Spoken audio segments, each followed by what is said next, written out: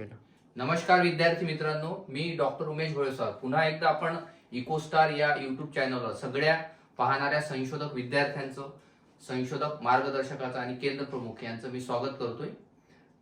मी आपल्याकडे येण्याचं मुख्य कारण म्हणजे की आपल्याला सध्या ज्या प्रसंगाला सामोरे जावं लागून आलं की ते म्हणजे पीएचडीच्या संदर्भामध्ये सिनॉप्सिस बनवण्याची कार्यवाही बऱ्याच विद्यार्थ्यांची सुरू आहे आणि त्या अंतर्गतच नवीन अपडेट नेमकं पीएचडी सिनॉप्सिसच्या संदर्भामध्ये लिखाणाच्या संदर्भात असो किंवा पीएचडीचं सिनॉप्सिस सबमिशनच्या संदर्भामध्ये असो, तर याविषयी आपण आज चर्चा करणार आहोत की नवीन अपडेट पीएचडी सिनॉप्सिस लेखनाचं काय आहे आणि सबमिशनसाठी कुठल्या तारखा आहेत, कुठल्या प्रकारच्या बाबींना तुम्हाला सामोरे जायचं आहे. त्यामुळे आज आपण ज्या नवीन तारखा आल्या आहेत त्या new date of submission PhD synopsis या संदर्भात माहिती बघू. त्यानंतर नवीन फॉर्मॅटमध्ये पीएचडीचा सिनॉप्सिस लिहिताना कुठली काळजी आपण घ्यायला पाहिजे आणि त्यानंतर संशोधन केंद्राला कुठल्या प्रकारच्या मार्गदर्शक सूचना विद्यापीठाने सुचवलेल्या आहेत आणि फॉर्मॅट ए म्हणजे नेमका कुठला आहे की जो सगळ्या फॅकल्टीला लागू आहे. त्यानंतर फॉर्मॅट बी म्हणजे नेमका कोणता आहे जो सायन्स आणि टेक्नॉलॉजीला लागू आहे आणि अपेंडिक्स 6 ज्या अंतर्गत आपली पीएचडीची नोंदणी होणार आहे मित्रांनो. ठीक आहे, त्यामुळे आपण अपेंडिक्स 6 सुद्धा थोडक्यात समजावून घेऊ. त्यानंतर अपेंडिक्स 9 हा जो आहे हा पीएचडीचा जो शोध प्रबंध आणि पीएचडीचं जे सिनॉप्सिस आहे तर त्या संदर्भामध्ये नेमकं मुखपृष्ठ कसं असावं, कव्हर पेज कसं असावं त्या संदर्भामधलं आहे ते देखील आपण बघू. आणि नंतर आरएससीचे जे वेगवेगळ्या प्रकारचे फॉर्मॅट आहेत म्हणजे रिसर्च ॲडव्हायझरी कमिटीसाठी जो फॉर्मॅट विद्यापीठाने दिलेला आहे तो कसा नेमका भरायचा आणि तो काय आहे तो देखील आपण बघू. त्यामुळं आपण सगळ्यात पहिले बघू की संत गाडगेबाबा अमरावती विद्यापीठ अमरावतीने आता एक नवीन पत्र जे आलेलं आहे की साधारणतः आपल्या विद्यापीठामध्ये सबमिशनची जी डेट आहे ती वाढवण्यात आलेली आहे. त्यामुळे अगोदर जी तारीख होती ती 18 सप्टेंबर 2023 या महिन्यातली 18 तारखेला तुम्हाला रिसर्च सेंटरला सिनॉप्सिस सबमिट करायची होती, परंतु आणि विद्यापीठातली तारीख 22 सप्टेंबर होती. परंतु आता काय झालं, आता नवीन ज्या तारखा आहेत तर त्या तारखा प्रामुख्याने आपल्याला 27 तारखेपर्यंत तुम्हाला तुमच्या संशोधन केंद्रामध्ये सिनॉप्सिस सबमिट करता येतील असं पत्र 13 सप्टेंबरला विद्यापीठाने काढलेलं आहे. ठीक आहे, आणि त्याच्यानंतर संशोधन केंद्रामध्ये तुम्ही सिनॉप्सिस सबमिट करणार. त्याच्यानंतर संशोधन केंद्राने ते गोळा झालेले सगळ्या विषयांचे सिनॉप्सिस हे विद्यापीठामध्ये सादर करण्याची जी तारीख आहे ती आहे 30 सप्टेंबर. म्हणजे या महिन्याच्या 30 तारखेपर्यंत तुम्ही पीएचडीचे सिनॉप्सिस जे आहे संशोधन केंद्रामार्फत विद्यापीठामध्ये पोहोचू शकता. त्यानंतर काही महत्वाच्या सूचना या संशोधन केंद्राला विद्यापीठाने दिलेल्या आहेत त्या आपण थोडक्यात बघू. सगळ्यात महत्वाचं की हे सगळं जी प्रक्रिया आहे ती चालते 1 ऑफ 2016च्या अध्यादेशानुसार आणि प्रामुख्यानं संशोधन केंद्राने किती इंटेक कॅपॅसिटी आहे, प्रत्येक मार्गदर्शकाची किती इंटेक कॅपॅसिटी आहे, जे मी आधीच्या खूप आधी लेक्चरमध्ये देखील सांगितलं होतं की प्रोफेसरसाठी 8, असोसिएट प्रोफेसरसाठी 6 आणि असिस्टंट प्रोफेसरसाठी 4 यानुसार कार्यवाही करून प्रामुख्यानं आपल्या संशोधन केंद्रामध्ये किती रिक्त जागा आहेत याचा देखील गोषवारा टेबलमध्ये किंवा शेड्यूलमध्ये विद्यापीठाने आधी मागितलेला आहे. त्यानंतर महत्वाचं म्हणजे आपल्या संशोधन केंद्रामध्ये जेवढ्या जागा आहेत तेवढ्याच द्यायला पाहिजेत, या तर सगळ्या संशोधन केंद्राला माहिती आलेलीच आहे.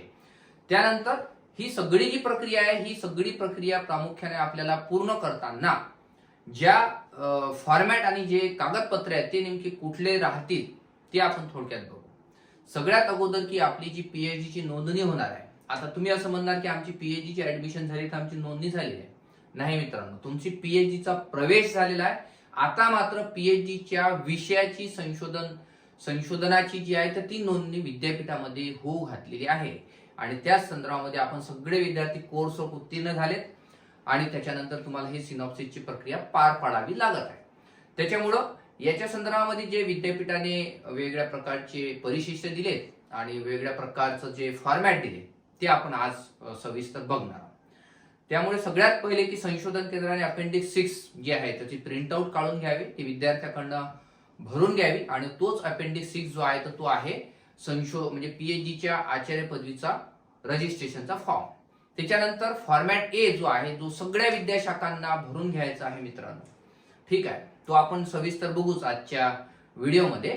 आणि फॅकल्टी ऑफ सायन्स आणि टेक्नॉलॉजीच्या विद्यार्थ्यांनी लक्ष द्यायचं आहे की ज्या विद्यार्थ्यांचं फॅकल्टी ऑफ सायन्स आणि टेक्नॉलॉजी आहे त्यांनी मात्र विद्यापीठाने जो अपेंडिक्स बी जो दिलेला आहे, म्हणजे ज्याला आपण म्हणू की विद्यापीठाच्या जे बोर्ड ऑफ त्यांचं सायन्सचं बोर्ड आहे किंवा रिसर्चचं जे बोर्ड आहे, त्यांनी एक जो फॉर्मॅट दिलेला आहे तो प्रामुख्यानं faculty of science and technology कडून जो भरायचा त्याला प्रामुख्यानं फॉर्मॅट बी असं म्हटलेलं आहे मित्रांनो. ठीक आहे, तो देखील आपण बघू. त्याच्यानंतर मुख्यत्वे तुम्हाला कोणत्या प्रकारचे डॉक्युमेंट आपल्याला सेंटरला सबमिट करायचे आहेत ते आपण बघू. सगळ्यात पहिले की संशोधनकर्त्याने अपेंडिक्स 6 अर्जासोबत नोंदणी शुल्क विद्यापीठ पावती 2000. तुमच्या मनामध्ये प्रश्न पडलेला असेल की काही रिसर्च सेंटरमध्ये विद्यार्थ्याची जी नोंदणी शुल्क आहे विद्यापीठाची ते आधीच घेऊन घेतात आणि त्या सगळ्या विद्यार्थ्याचे एकत्रीकरण करून कॉन्सोलिडेट करून विद्यापीठामध्ये भरल्या जाते. परंतु काही सेंटरला विद्यार्थ्याला स्वतःहून विद्यापीठामध्ये जाऊन त्याची इंडिव्हिज्युअली 2000 रुपये रजिस्ट्रेशनची, पीएचडीच्या रजिस्ट्रेशनची फी भरावी लागते. ही डिपेंड करते वेगवेगळ्या प्रकारच्या रिसर्च सेंटरच्या दिलेल्या नियमानुसार. ठीक आहे, त्यानंतर अपेंडिक्स 6 जो आहे, या अपेंडिक्स 6 मध्येच प्रामुख्यानं जो अनुक्रमांक 10ABC असं नमूद केलेला आहे, त्याच्यामध्ये जे तुम्ही माहिती दिली आहे त्या अंतर्गत तुम्हाला डॉक्युमेंट जोडायचे आहेत. कोणकोणते डॉक्युमेंट? सगळ्यात पहिले की तुम्हाला प्रामुख्याने तुमचं सिनॉप्सिस तयार करायचं आहे. ते सिनॉप्सिस कसं तयार करायचं त्याविषयी आजच्या लेक्चरमध्ये माहिती पुन्हा मिळेल. आणि ते स्पायलर बाइंडिंग करू नये, ठीक आहे, स्पायलर बाइंडिंग ते करू नये.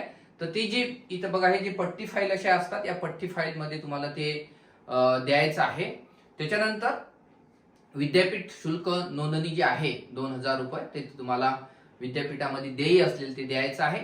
त्याच्यानंतर आरएसीचा फॉर्मॅट तो देखील आपण आज बघू. आरएसीचा नेमका कुठला फॉर्मॅट आहे? प्लॅगरिझम रिपोर्ट. सगळ्या विद्यार्थ्यांची जे मेसेज आणि फोन येत आहेत मला की सर प्लॅगरिझमचा रिपोर्ट कसा द्यायचा, किती शुल्क भरायचे. तर ज्यांचं सिनॉप्सिस हे मराठीमध्ये असो, हिंदीमध्ये असो की इंग्लिशमध्ये असो, विद्यापीठाने जे नियम दिले आहेत ते आपण फॉलो करायचे.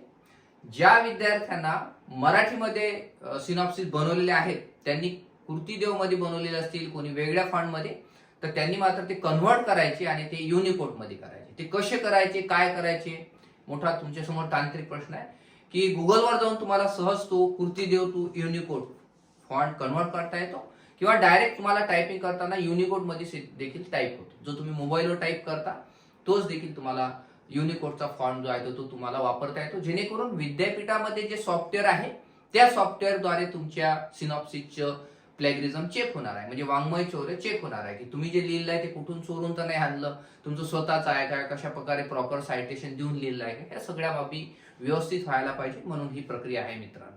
ठीक आहे, तर ते प्लॅगरिझमचं सर्टिफिकेट आपल्याला जे आहे रिपोर्ट, तो रिपोर्ट कुठून मिळेल? तो विद्यापीठातून मिळेल. विद्यापीठामध्ये जायचं सगळ्यात पहिले विद्यापीठाच्या जिथं पैसे भरल्या जातात, ज्या ठिकाणी फीस भरल्या जाते त्या ठिकाणी आपल्याला 100 रुपयाची एक पावती घ्यायची आहे. आणि ती पावती कशासाठी? तर आपल्याला ते प्लॅगरिझम चेक करायचं असं विचारायचं. आणि त्याच्यानंतर तुम्हाला लायब्ररी सेक्शन तिथं जे आहे किंवा पीएचडीचं जे सेल विभाग आहे त्या ठिकाणी तुम्हाला प्रामुख्यानं त्यांनी एक मेल आयडी दिलेला आहे. या मेल आयडीवर तुमचा जो हे आहे सिनॉप्सिस आहे तो सिनॉप्सिस युनिकोड मध्ये मराठी फॉन्ट वाल्यांसाठी, आणि ज्यांचं इंग्रजी त्यांना प्रॉब्लेम नाही, फॉन्ट तो इंग्रजीमध्ये डायरेक्ट जातो. या मेल आयडीवर प्रामुख्याने तुम्हाला तो पाठवायचा आहे. ठीक आहे, ही झाली प्रक्रिया प्लॅगरिझमची. तिथून 2 ते 3 दिवसामध्ये तुमच्या मेलवरच तो रिपोर्ट येऊन जातो मित्रांनो. तो रिपोर्ट जो येईल तो 2-3 पानाचा तो आपल्याला सिनॉप्सिस सोबत जोडायचा आहे. तो त्यांनी या ई मध्ये दिलेला आहे बघा. ठीक आहे, त्याच्यानंतर आपल्याला पुढचं कागदपत्र कुठलं आहे? तर सगळ्यात पहिले तुमचं पोस्ट ग्रॅज्युएशन त्याची मार्कशीट, ज्यांचं एमफिल झाले असेल त्याची मार्कशीट, ज्यांचं एमपॅट एक्झाम पास असेल, ज्यांचं नेट सेट असेल त्याचं सर्टिफिकेट तुम्हाला जोडायचं आहे. आणि याशिवाय एमपॅटचं मार्कशीट आणि सर्टिफिकेट जे आहे ते देखील जोडायचं आहे. जे विद्यार्थी ज्या निकषात बसतात त्यांनी ते जोडायचं आहे. जे विद्यार्थी नोकरी करतात त्यांनी एनओसी सुद्धा घ्यायची आहे. ज्या ऑफिसमध्ये ते काम करतात कार्यालयामध्ये तिथून एनओसी घ्यायचे की आमचा प्रवेश या संशोधन केंद्रामध्ये आचार्य पदवीच्या संशोधनासाठी झालेला आहे. त्या प्रवेशांतर्गत पुढची कारवाई करण्यासाठी किंवा तिथल्या आवश्यकतेनुसार संशोधन कार्य करण्यासाठी आम्हाला आमच्या कार्यालयातून हरकत नाही, सदर कर्मचाऱ्याला आम्ही ती मान्यता देत आहोत संशोधन करण्यासाठी, असं तुमच्या ऑफिसमधून ते एक एनओसी नो ऑब्जेक्शन सर्टिफिकेट घ्यायचं आहे, ते देखील याला जोडायचं आहे मित्रांनो. आणि कोर्स वर्क नंतरच आपल्याला या सिनॉप्सिसला सामोरे जायचं आहे, आपण जात आहोत. त्यामुळे कोर्स वर्कची मार्कशीट आणि कोर्स वर्कचं सर्टिफिकेट हे सुद्धा जोडायचं. त्यामुळे इथं मी जे सांगितलं ते सगळे डॉक्युमेंट झाले मित्रांनो. आणि त्याच्यानंतर हे सगळं जे आहे तुमचा जो सिनॉप्सिस आहे, सिनॉप्सिस प्रामुख्याने 6 प्रतीमध्ये विद्यापीठामध्ये सबमिट करावा लागतो. प्रत्येक विद्यार्थ्याने 6 प्रतीमध्ये सिनॉप्सिस सबमिट करायचा असतो रिसर्च सेंटरला. 6 कॉपीमध्ये रिसर्च सेंटरला सबमिट करा. आपल्या जो स्वतःची एक कॉपी ठेवायची, मार्गदर्शकाला द्यायची आणि प्रामुख्याने संशोधन केंद्राला जी 6 कॉपी आहेत ते द्यायची. त्याच्यानंतर या शोध प्रबंधाची रूपरेषा तयार करताना प्रामुख्याने पहिलं पेज कसं असावं, फॉर्मॅट ए आणि बी काय म्हणते, अपेंडिक्स सी म्हणजे 6 म्हणजे काय, 9 आणि आरएसी रिपोर्ट याविषयी मी थोडक्यात उहापोह या व्हिडिओमध्ये करणार. त्यामुळे चला सुरुवात करूया आपण फॉर्मॅट ए पासून. मी याच्यावर स्पेशल एक लेक्चर बनवलं गेल्या वर्षी, पुन्हा बनवत आहोत. आणि या लेक्चरचा मुख्य उद्देश आहे की तुम्हाला प्रामुख्यानं याविषयी पूर्णता माहिती मिळावी. ठीक आहे. या फॉर्मॅट ए मध्ये प्रामुख्याने how to write synopsis in new format या अंतर्गत मी एक लेक्चर आधी बनवलं होतं. पुन्हा तुम्हाला सांगतो की हा फॉर्मॅट ए कशासाठी आहे, फॉर ऑल फॅकल्टीसाठी आहे मित्रांनो. Research and recognition committee all faculty assessment report आहे हा. जो तुमचं रिसर्च प्रपोजल आहे ज्याला आपण सिनॉप्सिस म्हणतो, हा इव्हॅल्युएशन याचं होणार आहे रिसर्च रेकॉग्निशन कमिटी RRC जी विद्यापीठामध्ये आहे. त्याच्यामुळे आपल्याकडनं ते सगळं लिहून घेतात, तुमचं नाव, गाईडचं नाव, सेंटरचं नाव, सब्जेक्ट, तुमचं विषयाचं टायटल वगैरे. आणि याच्यामध्ये जेवढे हे 18 मुद्दे दिले आहेत ते कसे द्यायचे पुन्हा मी थोडक्यात सांगणार आहे. आणि या फॉर्मॅट ए नंतर मी फॉर्मॅट बी कडे वळणार आहे. ठीक आहे.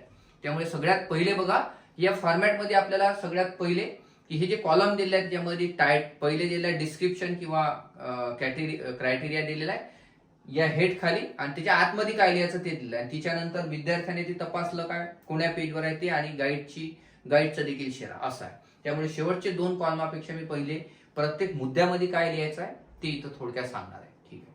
पहिला जो मुद्दा आहे तो शीर्षक. शीर्षक कसं असावं, title should be a clear concise with appropriate variables, show accurately the subject focus area and scope of the study, the important keywords. म्हणजे तुमचं शीर्षक कसं असावं, स्पष्ट असावं, संक्षिप्त असावं. शीर्षकामधून तुमचा जो विषय आहे तो विषय त्याचं दिग्दर्शन व्हायला पाहिजे. तुमच्या त्याच्यामध्ये संज्ञा बरोबर दिसायला पाहिजेत. तुमचं समजा एखाद्या जिल्ह्याचं रिलेटेड आहे, एखाद्या राज्याचा अभ्यास आहे, जे याचा आहे त्याचं क्षेत्र येत असेल तर त्याचं क्षेत्र देखील, उदाहरणार्थ अमरावती जिल्ह्यातील महिलांचा अभ्यास, ठीक आहे, कालावधी काही असेल तो कालावधी, हे सगळं तुम्हाला याच्यामध्ये शीर्षकामध्ये स्पष्ट यायला पाहिजे. ठीक आहे. त्याच्यानंतर आहे रिसर्च एरिया. दुसरा आहे मुद्दा संशोधन क्षेत्र. Whether your research under the monodisciplinary or interdisciplinary, म्हणजे तुमचा जो विषय आहे, जो टॉपिक तुम्ही घेतलेला आहे तो टॉपिक प्रामुख्याने तुमच्या पीजीच्या विषयाअंतर्गत कुठल्या फॅकल्टीमध्ये आणि आंतरविद्याशाखी येतो का, एकल विद्याशाखी येतो, कशामध्ये येतो. इकॉनॉमिक्स म्हटलं तर खूप सारे विषय, झूलॉजी म्हटलं देखील खूप सारे आतमध्ये रिसर्चच्या अंतर्गत डिसिप्लिन येतात, तर ते देखील तुम्हाला लिहायचं आहे. म्हणजे आपला मुख्य जो तो विषय आहे तुमचा टॉपिक, तो पोस्ट ग्रॅज्युएशनच्या कोणत्या विद्याशाखेत येतो, त्या विद्याशाखेतल्या कोणत्या ब्रँच मध्ये येतो ते याच्यामध्ये थोडक्यात लिहायचं आहे. त्यानंतर इश्यू फॉर रिसर्च एरिया, संशोधन क्षेत्रातील समस्या. बघा, बऱ्याच विद्यार्थ्यांना सिनॉप्सिस लिहिताना हा रिसर्च प्रॉब्लेम जेव्हा येतो तेव्हा ते त्यांच्या टॉपिकचे प्रॉब्लेम लिहत बसतात. इथं लक्षात ठेवा, मी शिकवताना देखील सांगितलं, रिसर्च प्रॉब्लेम म्हणजे तुमचा रिसर्च टॉपिक. रिसर्च प्रॉब्लेम म्हणजे तुमचा रिसर्च टॉपिक. या रिसर्च टॉपिक संदर्भात लिहायचा आहे. बघा आता इश्यू फॉर रिसर्च एरियामध्ये काय लिहायचं आहे, कन्साइजली अँड क्लिअरली डिफाईन, म्हणजे संक्षिप्तपणे आणि स्पष्टपणे स्पष्ट व्हावा. म्हणजे संशोधन विषय म्हणजे तुमचा संशोधनाची समस्या आहे, संशोधन विषयातील मुख्य कार्यात्मक संकल्पना असतील त्या थोडक्यात लिहाव्या. ठीक आहे. म्हणजे तुमच्या विषयाचं हेडिंग हे स्पष्ट करून सांगावं अर्धा एक पेज बरोबर. त्यानंतर पुढे आहे की रिसर्च प्रॉब्लेम, पुन्हा आलेला आहे. रिसर्च प्रॉब्लेम म्हणजे संशोधन विषय हा कसा असायला पाहिजे, त्यांनी दिलेला आहे की problem in the research area clearly by identify and describe, म्हणजे स्पष्टपणे त्यांनी वर्णन करून सांगितलेलं आहे काय ते विचारतात. वर्णन करून लिहिलेलं आहे काय, हा लिहिलेलं असेल तर तिथं बाजूला यस आणि पेज नंबर, गाईडने सुद्धा बरोबर आहे का त्याच्यावर शेरा द्यावा आणि त्याचा पेज नंबर लिहावा. ठीक आहे. म्हणजे संशोधनाचा विषय हा आपण मुद्दा लिहिताना विषय थोडक्यात समजावून सांगावा. संशोधन विषयाचे आपल्याला जे आकलन झालेलं आहे ते लिहावे याच्यामध्ये. ठीक आहे. मी पुढच्या मुद्द्याकडे जातोय. Significance of research under consideration. म्हणजे तुम्ही जो विषय घेतलेला आहे तर त्या विषयाचं विचाराधीन संशोधन विषयाचं काय नेमकं महत्व आहे. तर problem is significant and clearly stated, properly narrated and justified. म्हणजे या विचाराधीन संशोधन विषयाचं महत्व लिहिताना संशोधन का महत्वाचं आहे याच्याविषयी नरेटर म्हणजे तुम्ही वर्णन करून लिहा. वर्णन करून लिहा की कसा महत्वाचा तुमचा विषय आहे, तो तुम्ही हा विषय का बरं घेतलेला आहे याची उत्तरं द्या. हा विषय का महत्वाचा आहे ते लिहिणं त्याच्यामध्ये अपेक्षित आहे. ओके. त्यानंतर पुढचा जो मुद्दा आहे literature review. Review of literature ज्याला म्हटले जाते किंवा relevance of the literature use, संशोधन पूर्व आढावा, ज्याला आपण संशोधन पूर्व आढावा मराठीत किंवा साहित्याचे अवलोकन असं सुद्धा आपण म्हणतो. आपण जो विषय संशोधनासाठी निवडला आहे त्यावर आधी अनेक लोकांनी संशोधन केले आहेत काय हे देखील बघायचं आहे. उदाहरणार्थ काही लोकांनी पीएचडीचं संशोधन केलं असेल, एमफिलचं, कोणी प्रोजेक्टचं, किंवा कोणी त्याच्यावर पुस्तक लिहिलं असेल, कोणी लेख लिहिला असेल, कोणी मासिकात लिहिलं असेल. तर हे सगळं आपल्याला शोधायचं आहे आणि ज्यांनी ज्या ज्या विषयावर लिहिलेलं आहे तर त्या विषयाच्या संदर्भामध्ये तुम्हाला एक एक मुद्दा 5-5, 6-6 ओळीमध्ये लिहायचा आहे. आणि तुम्ही जो विषय निवडणार आहात म्हणजे निवडलेला आहे तो कसा या सगळ्या अगोदरच्या लेखांपेक्षा संशोधनापेक्षा वेगळा आहे हे आपल्याला कुठं लिहायचं आहे, हे रिसर्च गॅप मध्ये लिहायचं आहे. म्हणजे संशोधन पूर्व आढावा लिहिताना विश्वासार्ह म्हणजे जे महत्वाचे जे रिव्ह्यू आहेत ते महत्वाचे रिव्ह्यू तुम्ही आधी सगळ्यात पहिले शोधून काढा आणि त्याचं मूल्यांकन करा. इतर लोकांचे कॉपी पेस्ट केलेले रिव्ह्यू लिहू नका. इम्प्लिमेंटवर एखादा थेसिस भेटला त्याच्यातलेच रिव्ह्यू काढून आपल्या सिनेमा असं करू नका. तुमचं प्लॅगरिझम रिपोर्ट मध्ये सगळं ते वाङ्मय चौऱ्यामध्ये येऊन जाईल. त्यामुळे तसं करू नये. तो थेसिस वाचायचा, ते पुस्तक वाचायचं, तो लेख वाचायचा आणि त्याच्यावर आपल्या शब्दामध्ये तो पॅरेग्राफ लिहायचा मित्रांनो. ठीक आहे. त्यानंतर गॅप लिहिताना मी सांगितलं की तुम्ही वरील प्रकारे विविध साहित्य दिसून येते अभ्यासलेलं आहे किंवा संशोधन लेख आहे, शोध प्रबंध आहे, ग्रंथ आहेत, परंतु आमचा विषय कसा वेगळा आहे हे कशात लिहायचा, रिसर्च गॅप मध्ये. म्हणजे संशोधनातील वेगळे पण तुम्हाला सांगायचे की मी जे संशोधन करणार आहोत की आम्ही संशोधनाअंतर्गत जे संशोधन आपण हाती घेणार आहोत ते कसं वेगळं आहे हे सांगणं याच्यामध्ये महत्वाचं आहे. आणि रिव्ह्यू ऑफ लिटरेचरचं समराईज करून हा मुद्दा आटोपशीरित्या संपवायचा आहे. ठीक आहे. त्यानंतर 7वा जो मुद्दा अतिशय महत्वाचा आपण याच्यावर कोर्स वर्क मध्ये लेक्चर मध्ये शिकतो तो म्हणजे ऑब्जेक्टिव्ह, रिसर्च ऑब्जेक्टिव्ह, संशोधनाची उद्दिष्टे. ठीक आहे. आता संशोधनाची उद्दिष्टे कशी असावी, स्पेसिफिक असावी, मेजरेबल असावी, अचिवेबल असावी, रिअलिस्टिक असावी, हे सगळं आपण शिकलेलं आहोत. त्याला आपण स्मार्ट देखील असं म्हटलं होतं, उद्दिष्टाला स्मार्ट देखील असं म्हटलं होतं. Objective should be a smart. स्मार्टचं त्याचं आपण एकेका यस म्हणजे काय, एम म्हणजे काय, ए आर टी हे सगळं शिकलो होतो. त्यामुळे आपल्याला उद्दिष्टे कशी लिहायचे, संशोधनाचे उद्दिष्ट म्हणजे आपले प्रश्न आहेत कायचा आपण अभ्यास करणार आहोत आणि ही उद्दिष्टे कशी आहेत त्याचा अभ्यास करण्यात यायला पाहिजे. म्हणजे ते अभ्यासामध्ये साध्य होण्याजोगी उद्दिष्ट असावी असेच प्रश्न तुम्ही घ्यायचे. ती प्रामुख्याने लांब लचक 5-5, 6-6 ओळीमध्ये उद्दिष्ट नसावी, ती संक्षिप्त असावी, एका वाक्यामध्ये असायला पाहिजे. ती मापणी आणि आपल्या अभ्यासामध्ये पूर्ण होणार आहे. त्याच्यानंतर आहे गृहीतके. गृहीतके आपण शिकलो होतो. गृहीतक म्हणजे असं विधान की जे पडताळायला लागतं. A proposition which will be tested is called hypothesis असं आपण व्याख्या शिकलो होतो. ठीक आहे. हे कसं असायला पाहिजे, क्लिअर, संक्षिप्त, स्पष्ट, corresponding to the objective and testable and derived from the residue of review of literature. म्हणजे गृहीतके नेहमी उद्दिष्टांवर आधारित असावी असं मी नेहमी शिकवलेलं आहे. तुम्हाला लक्षात आलं असेल जेव्हा तुम्ही लेक्चर जर केले असतील.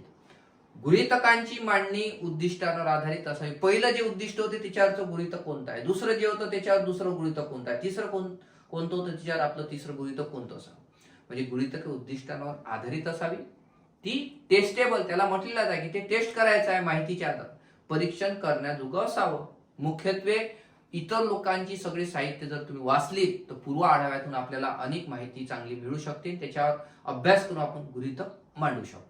ठीक आहे. त्यानंतर मी पुढे जातो. इम्पॉर्टन्स आणि इम्पॅक्ट 9 नंबरचा जो मुद्दा आहे, topic of the research proposal synopsis critical in the discipline. म्हणजे संशोधनाचं महत्व किंवा प्रभाव. इथं डिसिप्लिनचा अर्थ तुमचं विद्याशाखा जी आहे त्या संदर्भात घेतलेला आहे. संशोधनाचे महत्व किंवा प्रभाव. संशोधन विषय हा संबंधित विद्याशाखेच्या संदर्भात असावा आणि ध्येय आणि उद्दिष्ट जे आहेत हे प्रामुख्याने अभ्यासलेली, प्रामुख्याने स्वतःची असावी.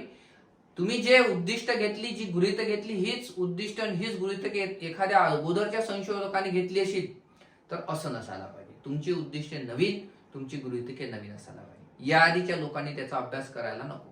The aim and objective of propose research work is at unexplored or under explored. म्हणजे ती इतर लोकांनी अभ्यासलेली नसावी. तुम्ही नवीन अभ्यास तुम्हाला करायचा आहे मित्रांनो. आणि आपल्या संशोधनाचं थोडक्यात महत्व या मुद्द्यामध्ये लिहायचं आहे. तुमचं संशोधन कसं प्रभावी पडणार, कोणासाठी उपयोगाचं ठरणार, हे याच्यामध्ये लिहिणं खूप अपेक्षित आहे. पुन्हा मी जातोय 10 नंबरच्या मुद्द्यावर. तो आहे वर्क प्लॅन. त्याला मराठीमध्ये संशोधन पद्धती असं म्हटलं जातं, ज्याला त्यांनी दिलेला आहे मेथोडॉलॉजी. बघा, वेगळ्या विद्याशाखेमध्ये research methodology may be differ वेगळी असू शकते. ठीक आहे. त्यामुळे संशोधन पद्धतीमध्ये तुम्ही या ठिकाणी कुठल्या रिसर्च मेथोडॉलॉजीनं संशोधन करणारा, आपण संशोधन पद्धतीचे प्रकार शिकलो होतो, प्रपोजलचे प्रकार शिकलो होतो आठवत असेल तर. तिथं आपण म्हटलं होतं की वर्णनात्मक संशोधन, गुणात्मक, परिमाणात्मक, त्याच्यानंतर अन्वेषणात्मक, विश्लेषणात्मक, मौलिक, शुद्ध, खूप सारे प्रकार शिकलो. तर तुमचं संशोधन कशामध्ये येतं ते लिहायचं आहे. त्याच्यानंतर तुम्ही या संशोधनामध्ये माहिती गोळा कशी करणार, प्राथमिक माहिती गोळा कशी करणार, द्वितीयक माहिती कशी गोळा करणार. प्राथमिक मध्ये आपण ते सगळे टूल शिकलो होतो, प्रश्नावली, मुलाखत अनुसूची, हे सगळं त्याच्यामध्ये निरीक्षण वगैरे. त्यानंतर द्वितीय तथ्य संकलनामध्ये ग्रंथ वाचू, पुस्तक वाचू, आढावे घेऊ, थेसिस वाचू, वेबसाईट वाचू, हे सगळं द्वितीय मध्ये. हे सगळं तुम्हाला संशोधन पद्धतीमध्ये लिहायचं आहे. आणि त्याच्यानंतर ही जी माहिती आहे, ही माहिती गोळा केल्यानंतर तुम्ही त्याचं विश्लेषण कसं करणार, काही स्टॅटिस्टिक्सचा यूज करणार काय, काही सॉफ्टवेअरचा यूज करणार काय, टेस्ट करणार आहेत का, ह्या सगळ्या बाबी ह्या वर्क प्लॅन किंवा रिसर्च मेथोडॉलॉजी मध्ये लिहिणं आवश्यक आहे. यामध्येच संशोधनाची व्याप्ती आणि मर्यादा कशी आहे, तुम्ही कुठल्या अंगाने अभ्यास करणार आहात, कुठल्या अंगाने अभ्यास करणार नाही आहे, कशाचा अभ्यास केला जाणार आहे आणि कशाचा अभ्यास केला जाणार नाही आहे. म्हणजे scope and limitation of your propose research work, हे तुम्ही याच्यामध्ये द्यायला पाहिजे. त्याच्यानंतरचा मुद्दा आहे 11 नंबरचा आउटकम. म्हणजे त्याला मराठीमध्ये काय म्हटलं आहे, फलनिष्पत्ती. म्हणजे expected research outcome with beneficiary. आता तुम्ही हे संशोधन काम करणार आहे, तुम्हाला तर पीएचडी मिळून जाईल, 4-5 वर्षात तुम्ही प्रामाणिक संशोधन केलं, पण याचा उपयोग कोणाला होईल हे आपल्याला आधीच प्रस्तावामध्ये लिहून द्यावं लागते. उदाहरणार्थ, आपल्या संशोधनाचा उपयोग तुम्ही ज्या लोकांवर अभ्यास करणार त्यांना होणार का, उदाहरणार्थ काही बेनिफिशरीज आहेत त्या लाभार्थ्यांना होणार आहे काय, येणाऱ्या संशोधकाला कसा होईल, लेखकाला कसा होईल, समाजाला कसा होईल, देशाला कसा होईल, गव्हर्नमेंट ऑफ प्लॅनिंग मध्ये कसं होईल, ते लिहिणं अपेक्षित आहे या फलनिष्पत्तीमध्ये, आउटकम मध्ये. ओके. त्यानंतर पुढचा जो 12 नंबरचा मुद्दा आहे मित्रांनो, तो आहे संशोधन कृती योजना, ज्याला म्हटलेला आहे action plan. Suggested plan of action for utilization of expected research outcome from the proposal.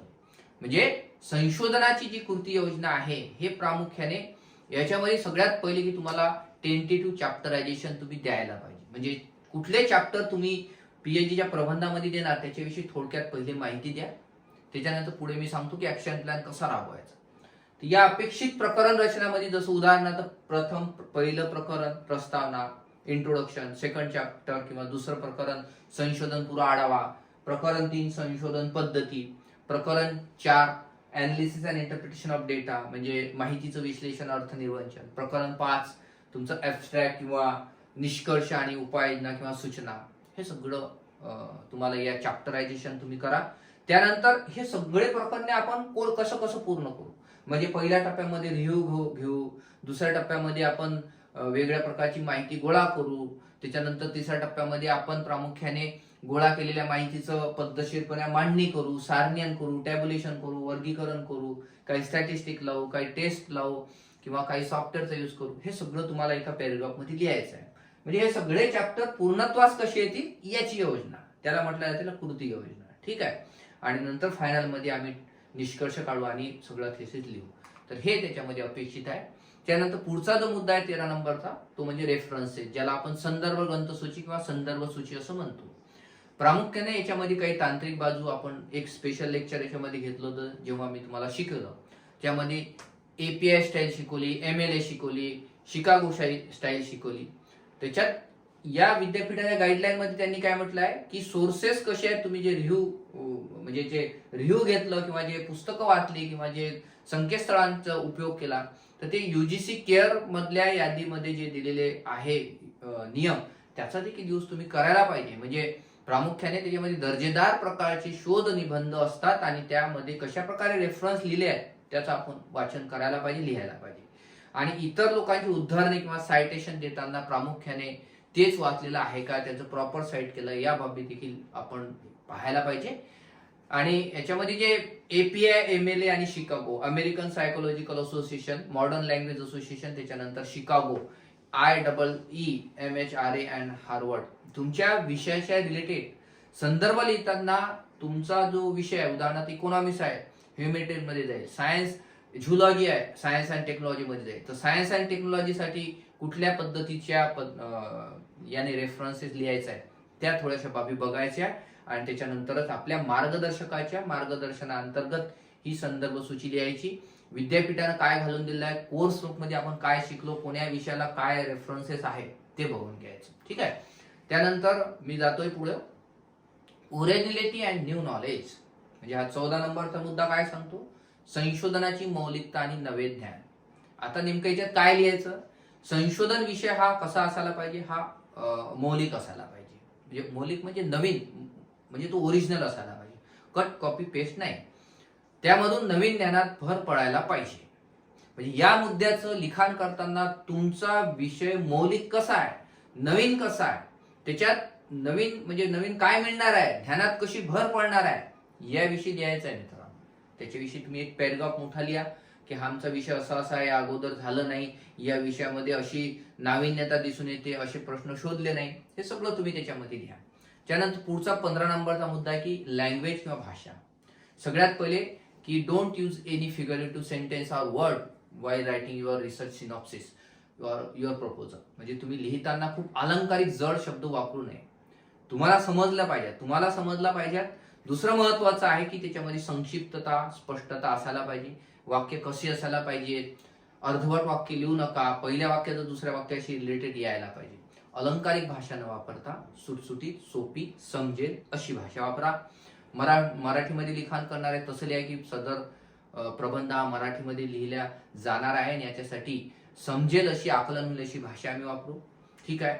आणि या मुद्द्यामध्ये कसे लिखाण केलं जाईल, काय केलं जाईल हे तुम्ही थोडक्यात लिहा. त्यानंतर पुढचा मुद्दा आहे 16 नंबरचा, रिसोर्सेस अँड फॅसिलिटी. त्याला काय म्हटलं जाते, संसाधने आणि सुविधा. आता कशाचे संसाधने आणि काय सुविधा, तुम्ही जो विषय अभ्यासासाठी घेणार आहात किंवा जो त्याच्यावर तुम्ही सिनॉप्सिस लिहित आहात, तर त्याच्यासाठी तुम्हाला ते संशोधन कार्य पूर्ण करण्यासाठी तुम्हाला फॅसिलिटी पाहिजे, रिसोर्सेस पाहिजे. उदाहरणार्थ सायन्स टेक्नॉलॉजीचे विद्यार्थी आहेत तर त्यांना लॅब पाहिजे, काही टेस्टिंगसाठी मशीन्स पाहिजेत, मटेरियल्स पाहिजे. तसंच सामाजिक संशोधनाअंतर्गत किंवा ह्युमॅनिटीजच्या संशोधकांना लायब्ररी पाहिजे, ग्रंथ पाहिजे, पुस्तकं पाहिजे, एनलिस्ट पाहिजे.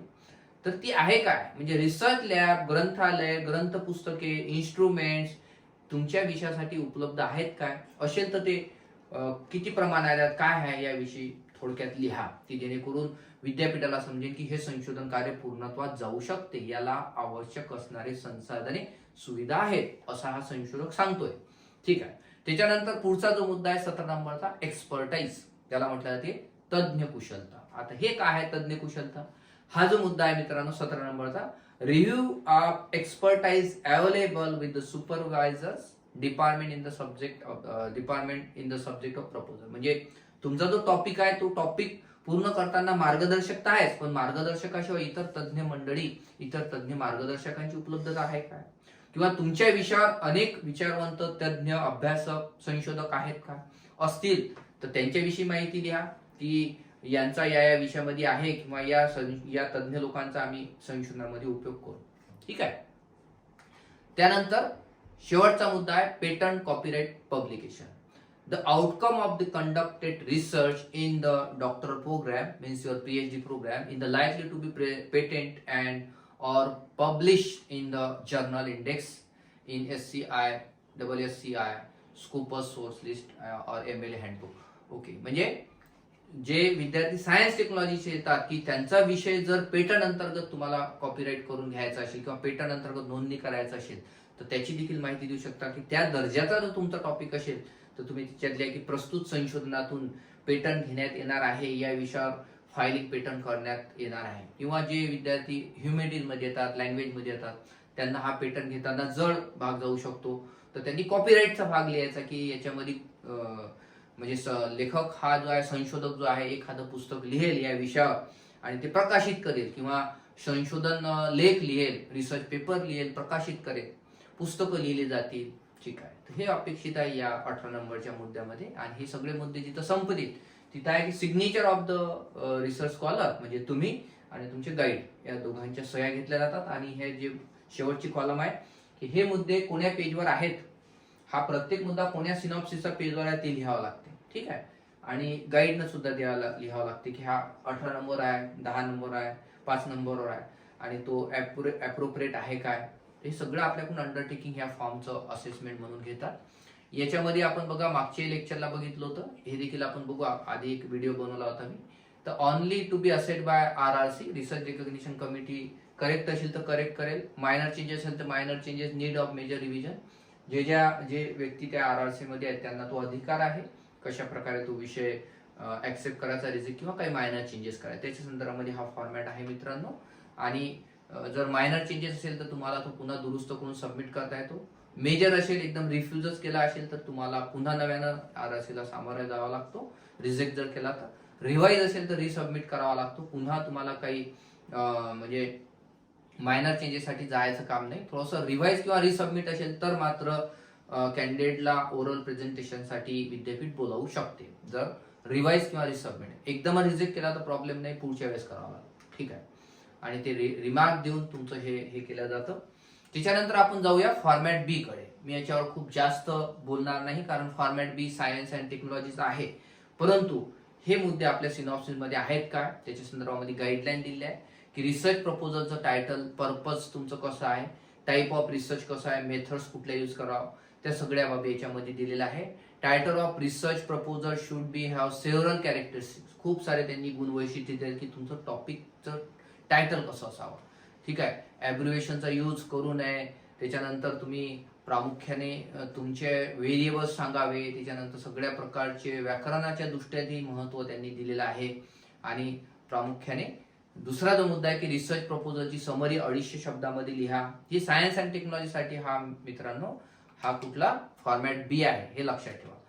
त्याच्यानंतर सिग्निफिकन्स कसं आहे, इम्पॉर्टन्स कसं आहे, critical review of non patent and patent literature, म्हणजे त्याच्यावर तुम्ही जो संशोधन विषय अभ्यासासाठी घेतलेला आहे त्याच्यावर कुठल्या प्रकारचे पेटंट पब्लिश झाले किंवा नाही झाले त्याविषयी तुम्हाला लिहायचं आहे.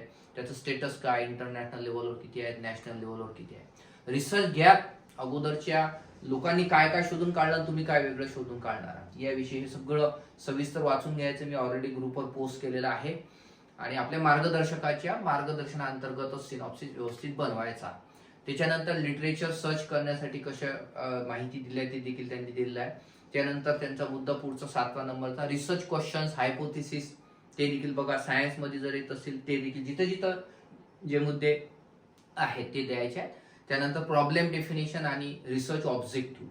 ठीक आहे, त्याच्यानंतर तुमचे रिसोर्सेस फॅसिलिटी, जसं आपण आधीच्या फॉर्मॅट ए मध्ये पाहिलं तर तसंच या फॉर्मॅट बी मध्ये देखील प्रामुख्यानं आपल्याला रिसर्चचे जे हे आहेत मेथोलॉजी असो किंवा रिसोर्सेस वगैरे हे सगळे मुद्दे त्याच्यामध्ये देखील आहेत.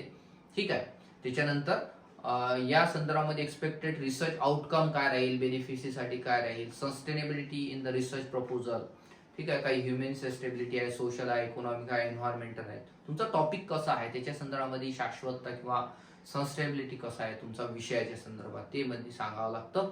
आणि त्याच्यानंतर तुमचा विषय नॉवेलिटी कशी आहे, ओरिजिनलिटी, जे आपण फॉर्मॅट ए मध्ये बघितलं तो 16 नंबरचा. तसाच तुम्हाला सायन्स मध्ये देखील विद्यार्थ्यांना लिहायचा आहे. प्लॅगरिझम चेक केलं काय, प्लॅगरिझम चेक केलं असेल तर ते देखील इथं पाहायचं आहे प्रॉपर.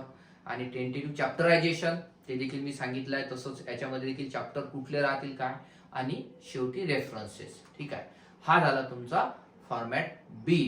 ठीक आहे, तर त्याच्यानंतर आपण बघूया अपेंडिक्स 6. हा काय अपेंडिक्स 6? हा आहे PhD चा रजिस्ट्रेशन फॉर्म. काय हा पीएचडीचा रजिस्ट्रेशनचा फॉर्म अपेंडिक्स 6 हा विद्यापीठाच्या वेबसाईटवर म्हणजे उपलब्ध आहे. प्रत्येक रिसर्च सेंटरला विद्यापीठाने मेलद्वारे देखील पाठवला आहे. ठीक आहे.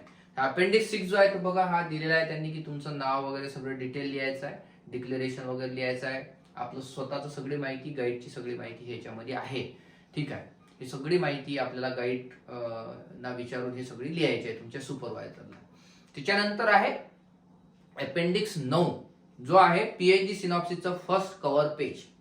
बरेच विद्यार्थी माझ्याकडे सिनॉप्सिस चेक करायला इव्हन सायन्स टेक्नॉलॉजीचे आले, कॉमर्सचे आले, मॅनेजमेंटचे आले, त्याच्यानंतर ह्युमॅनिटीज आणि सगळ्या विषयाचे आले. त्याच्यामुळे मी बघितलं की विद्यापीठानं तर अपेंडिक्स 9 दिलेला आहे जो सांगतो की पहिलं पेज कसं असावं ते देखील आपण बघत नाही. ठीक आहे. आपण पाहायला पाहिजे मित्रांनो. त्यांनी स्पष्ट दिलेलं आहे की cover page of the synopsis. ठीक आहे. तुमचं टायटल, तुमचा टॉपिक जो आहे तो अगदी पहिले यायला पाहिजे. त्याच्यानंतर synopsis submitted of the degree of doctor of philosophy in subject म्हणजे तुमचा कुठला विषय, इकॉनॉमिक्स आहे तर इकॉनॉमिक्स, त्याच्यानंतर नेम ऑफ फॅकल्टी तुमचं ह्युमॅनिटी, सायन्स मध्ये झुलॉजी असेल तर zoology in the faculty of science and technology असं लिहायचं आहे. त्यानंतर तुमचं नाव, त्याच्यानंतर गाईडचं नाव, जर को गाईड असेल तर को गाईडचं नाव आणि सगळ्यात खाली विद्यापीठाचं नाव आणि तुमचं मंथ आणि इयर म्हणजे आता जे सप्टेंबर 2023 आहे. ठीक आहे. सप्टेंबर 2023 आहे तर ते तुम्हाला तिथं लिहायचं आहे. ठीक आहे. त्याच्यानंतर हे बघा मी मराठीमधून एक फॉर्मॅट बनवून आणला की पहिलं हेडिंग, त्याच्यानंतर संत गाडगे अमरावती विद्यापीठाच्या मानव विद्याशाखेत अंतर्गत अर्थशास्त्र विषयातील आचार्य पदवीसाठी सादर करायच्या शोध प्रबंधाची रूपरेषा किंवा संशोधन आराखडा. कुठला एक शब्द प्रयोग करू शकता. संशोधक म्हणजे संशोधकाचं नाव, मार्गदर्शकाचं नाव, संशोधन केंद्राचा क्रमांक सुद्धा लिहायचा मित्रांनो आणि खाली विद्यापीठाचं नाव आणि ज्या महिन्यात तुम्हाला सबमिट करायसाठी विद्यापीठ सांगत आहे सप्टेंबर 23 तो महिना आणि ते वर्ष. तर असं हे जे आहे अपेंडिक्स 9 आहे. त्याच्यानंतर त्या सिनॉप्सिसचं दुसरं पेज काय असावं ते अनुक्रमणिका. त्या अनुक्रमणिकेमध्ये जे मुद्दे मी सांगितले 18 मुद्दे, त्या सगळ्या 18 मुद्द्याचं जस्टिफिकेशन तुम्ही त्याच्यामध्ये करायला पाहिजे. 1-2 मुद्दे कमी झाले चालते, मात्र जे मुद्दे कमी करत आहात, जास्त करत आहात तर त्याचं मात्र प्रॉपर जस्टिफिकेशन त्याच्यामध्ये तुम्हाला द्यायचं आहे सिनॉप्सिस मध्ये. ठीक आहे. तर हे सगळे मुद्दे तुम्हाला इंग्रजीत ते मराठीत लिहा, कंसामध्ये इंग्रजीत लिहा म्हणजे जेणेकरून त्यांना आरआरसीला सामोरे जाताना त्यांना पटकन दिसेल आणि कोण्या पेजवर कुठला मुद्दा आहे सिनॉप्सिस मध्ये तो द्यायचा. म्हणजे पहिलं मुखपृष्ठ राहील, दुसरं इंडेक्स केला आपण कंटेंट किंवा अनुक्रमणिका आणि नंतर तुमचं सिनॉप्सिस सुरू होईल. ठीक आहे. त्याच्यानंतर आपण बघूया आरएसीचा फॉर्मॅट. रिसर्च ऍडव्हायझरी कमिटी जो कॉलेज लेवलवर आहे यांना याच्यासोबत एक फॉर्मॅट द्यायचा आहे. तो कुठला आहे? तो आहे सगळ्यात पहिले हा विद्यापीठाने दिला, आपण कस्टमाइज नाही केला. सगळ्यात पहिले research advisory committee RAC report of 22-23 तुमची बॅच 22-23 ची आहे. रिसर्च सेंटरचं नाव, डिपार्टमेंटचं नाव, समजा डिपार्टमेंट ऑफ इकॉनॉमिक्स, त्याच्यानंतर श्री शिवाजी किंवा जे काही कॉलेज असेल ते. त्याच्यानंतर तुमचं इंटेक कॅपॅसिटी रिसर्च सेंटरची किती आहे अप्रूव्ड ती देखील द्यायची. सिरियल नंबर मध्ये तुमच्या सुपरवायझरचं नाव, डेसिग्नेशन, टोटल सीट त्यांच्याकडे किती उपलब्ध आहे, त्याच्यानंतर number of admitted research scholar त्यांच्या अंडरमध्ये किती लोक काम करत आहे, व्हॅकंट सीट किती आहेत त्या गाईडकडे. त्याच्यानंतर त्या विद्यार्थ्याचं नाव, त्याचं क्वालिफिकेशन, त्याची कॅटेगरी कोणत्या विद्यार्थ्याची, तो काय पास आहे, नेट सेट आहे, एमपॅट आहे, काय आहे, सब्जेक्ट काय आहे त्याचा म्हणजे तुमचा जो टॉपिक आहे तो टॉपिक, त्याचं रिमार्क अप्रूव्ड आहे की काय आहे झालेलं ते. त्याच्यानंतर साइन ऑफ सुपरवायझर, त्या गाईडची सुपरवायझरची साईन.